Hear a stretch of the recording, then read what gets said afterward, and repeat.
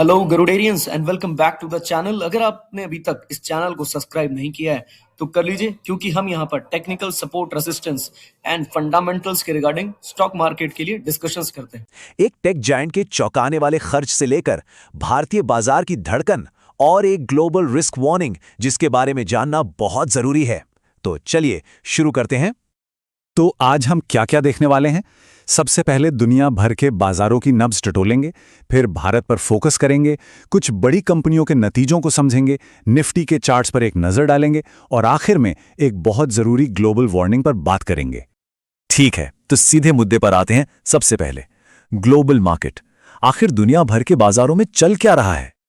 अब ये सवाल बड़ा दिलचस्प है ना, कि भाई एक अकेली कंपनी की प्लानिंग से पूरे मार्केट का मूड कैसे बदल सकता है।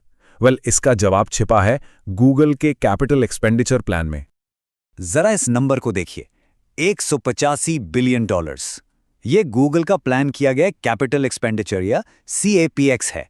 मतलब वो अपने बिजनेस को बढ़ाने के लिए इंफ्रास्ट्रक्चर पर इतना पैसा लगाने वाले हैं, और ये नंबर बाजार की उम्मीद से कहीं ज्यादा है, जिसने थोड़ी चिंता तो जरूर पैदा कर दी है। और इस नंबर को अगर सही से समझना है तो जरा ये सोचिए, एक अकेली कंपनी गूगल का खर्चा करने का बजट अब पूरी भारत सरकार के बजट से भी बड़ा हो गया है। इससे अंदाजा लगता है कि हम किस स्केल की बात कर रहे हैं और क्यों बाजार में इतनी हलचल है। गूगल के अलावा भी कुछ और ग्लोबल फैक्टर्स हैं जो मार्केट में एक मिला जुला सा माहौल बना रहे हैं, जैसे अमेरिका में बेरोजगारी के दावों का बढ़ना और सोने चांदी की कीमतों में गिरावट। ये कुछ ऐसे ही संकेत हैं। चलिए अब ग्लोबल सीन से हटकर अपने देश की बात करते हैं और देखते हैं कि भारत में क्या हो रहा है। ये एक बहुत बड़ी खबर है। EPFO, जो कि भारत का सबसे बड़ा पेंशन फंड है, अपने 31 लाख करोड़ के भारी भरकम पोर्टफोलियो का एक हिस्सा इक्विटी में लगाता है, और अब वो सेक्टोरल और थीमेटिक ETFs में भी पैसा लगाने की सोच रहे हैं। इसका मतलब ये हुआ कि बाजार के कुछ खास सेक्टर्स में अचानक से बहुत बड़ा पैसा आ सकता है। इसके अलावा सबकी नजरें RBI के पॉलिसी फैसले पर टिकी हैं।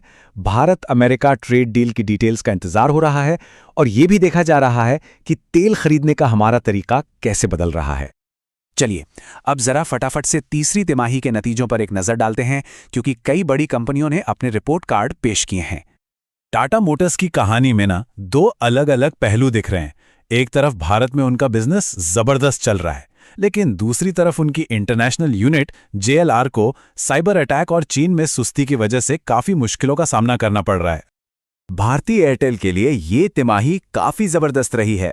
रेवेन्यू 20% बढ़ा है, और खास तौर पर उनके होम ब्रॉडबैंड बिजनेस में तो 33% की शानदार ग्रोथ देखने को मिली है। और ये देखिए, एयरटेल का ARPU यानी हर यूजर से होने वाली औसत कमाई अब बढ़कर हो गया है 259 रुपीज, जो इंडस्ट्री में सबसे ज्यादा है। ये उनकी प्रॉफिटेबिलिटी के लिए एक बहुत अच्छा साइन है। तो ये बात बहुत जरूरी है। हीरो मोटोकॉर्प के मैनेजमेंट की तरफ से आया ये कमेंट एक बड़ा संकेत हो सकता है। ये इशारा कर रहा है कि इकोनॉमी में जो रिकवरी हो रही है वो अब शहरों से निकलकर गांवों तक भी पहुंच रही है। और भी कुछ शानदार नतीजे आए हैं, जल्दी से देख लेते हैं। नायका ने अपने ब्यूटी बिजनेस के दम पर बेहतरीन प्रदर्शन किया। LIC का मुनाफा 17% उछला, और इंडियन ऑयल का प्रॉफिट तो मजबूत मार्जिन की वजह से कई गुना बढ़ गया। चलिए अब जरा चार्ट्स की भाषा समझते हैं और देखते हैं कि ये सब खबरें मार्केट के स्ट्रक्चर पर कैसे असर डाल रही हैं। तो निफ्टी का चार्ट हमें क्या बता रहा है?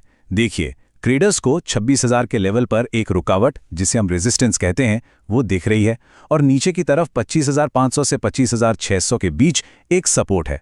फिलहाल ऑप्शंस का डेटा बता रहा है कि बाजार या तो साइडवेज रह सकता है या थोड़ा नीचे जा सकता है। मतलब थोड़ी सावधानी बरतने की जरूरत है। यह एक और दिलचस्प बात सामने आ रही है।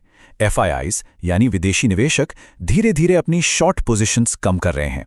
सीधे शब्दों में कहें तो बाजार गिरेगा, इस पर जो उन्होंने दांव लगाया था उसे वो अब कम कर रहे हैं। ये सेंटिमेंट में बदलाव का एक शुरुआती संकेत हो सकता है।